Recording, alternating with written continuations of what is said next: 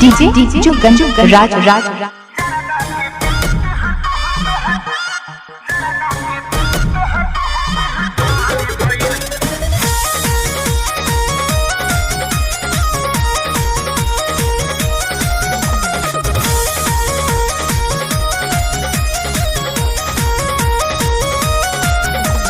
होठो पर लिपस्टिक बका था कलर के चुना जस गोर भइल गलिया निखर के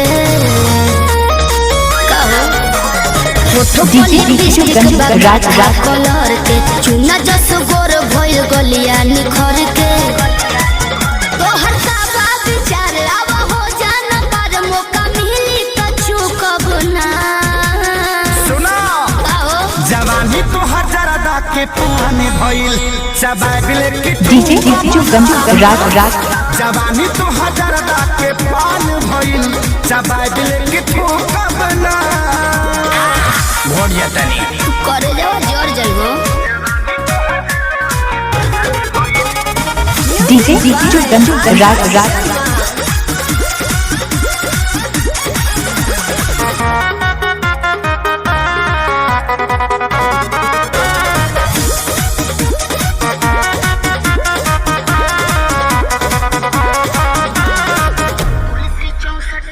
तुलसी 64 की मामी ये राजा भइल बा मोर अंगड़ाई यही से ताव पता चाव से दियर खानी की नहसा हो जाई पावर बहु प्यास लगी डीजे जुगन राज राज ये राजा भइल बा मोर अंगड़ाई यही से ताव पता चाव से दियर खानी की नहसा हो जाई तू करो न फील मन भइल बगिल पानी डलबा त सुखब ना अच्छा हां जवानी तो हजारदा के पुराने भइल चबाइल के डीजे जुगन राज राज जवानी तो हजारदा के पान भइल चबाइल के ठोकब ना मछिया के गिर जइबो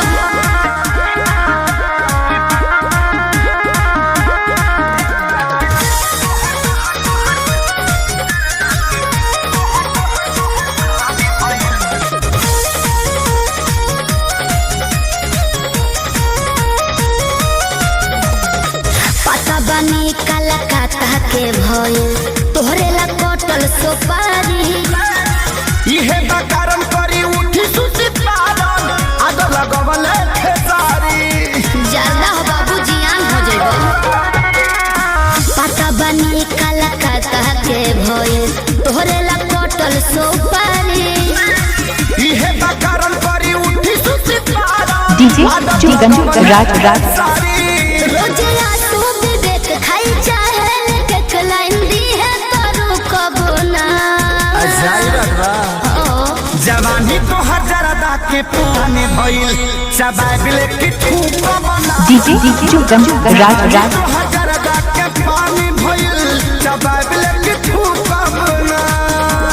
फिर घुट जाता डीजे जुगन राज राज